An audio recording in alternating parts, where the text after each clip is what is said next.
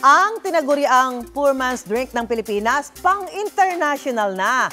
Pasok kasi ang lambanog sa top 10 best-rated spirits in the world ng food critic website na Taste Atlas. 10th place ito at nakakuha na mahigit 4 stars na ratings. Isang traditional drink ang lambanog na mula sa Quezon Province na may iba't ibang flavor. Gawa ito sa tuba ng nyog na dumaraan sa proseso ng distillation at fermentation.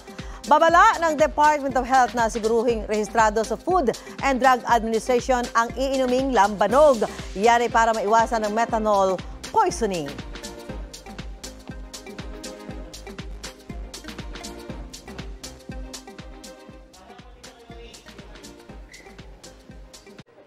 Kapuso, mauna ka sa mga balita. Panoorin ang unang balita sa unang hirit at iba pang award-winning newscast sa youtube.com/GMA News. I-click lang ang subscribe button. Sa mga kapuso naman abroad, maaari kaming masubaybayan sa GMA Pinoy TV at www.gmanews.tv.